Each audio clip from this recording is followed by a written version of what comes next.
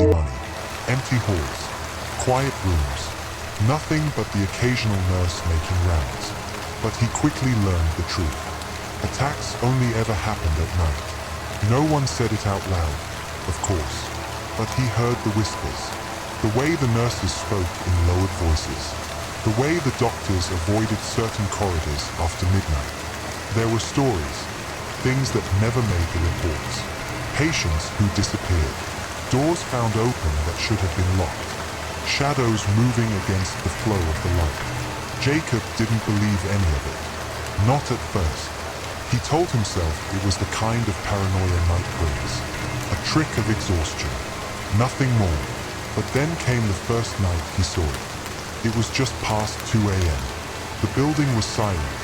The kind of silence that presses against your ears. Jacob was making his rounds, flashlight in hand, when he noticed a figure at the end of the hall. Tall, motionless, facing the wall.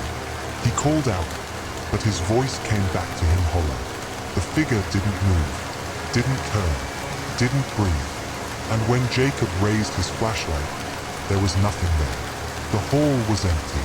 From then on, he noticed it more often. Always during the night shift. Always between 2 and 4 in the morning, when the building seemed to hold its breath.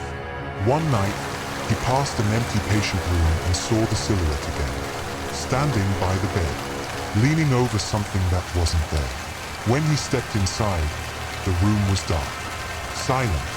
Empty, but the bed sheets were rumpled, as though someone had just stood up. Jacob's confidence began to crack. He stopped listening to music during his rounds. He kept his flashlight tight in his grip, sweeping every corner, every shadow. He started counting the hours until sunrise.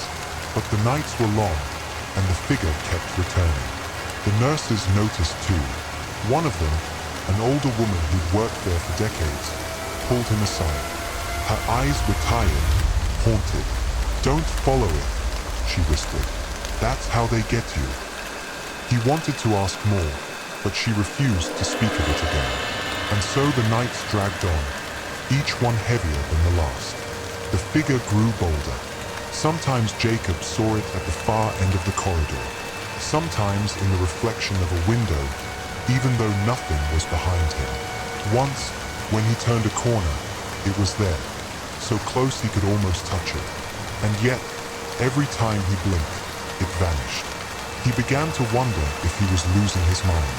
The long hours, the exhaustion, the constant silence, it was enough to break anyone. But deep down, he knew, the attacks only ever happened at night. And one night, it was his turn. It was just past 3 a.m. Jacob sat in the security office, his eyelids heavy. The monitors flickered with static, the feed cutting in and out. He leaned forward, rubbing his face, trying to shake the fatigue. And then he saw it. On the screen, camera 7, the east wing, the figure, standing in the hallway, directly in front of the lens, staring at the camera, its head tilted, slow and deliberate, as though it knew Jacob was watching. He froze, his breath caught in his throat. He tried to radio for backup, but the line hissed with static. He looked back at the screen, and the figure was gone. The hallway was empty. A sound echoed then, not from the monitor, from behind him. A soft shuffle, a dragging step. Jacob turned. The office door was open, and in the doorway stood the figure, closer than it had ever been. Its face was pale, featureless, its body too long, too thin, its shadow stretching across the floor toward him.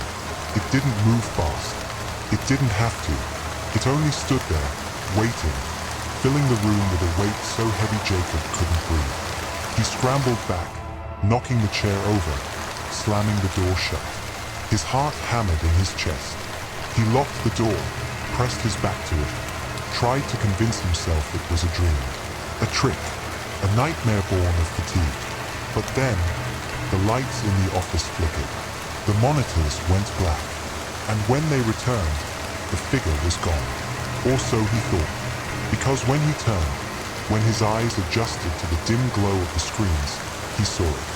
Not in the doorway, not in the hall, but inside the office. Behind him, closer than ever. That was the last anyone saw of Jacob. When morning came, the office was empty. His radio lay on the desk.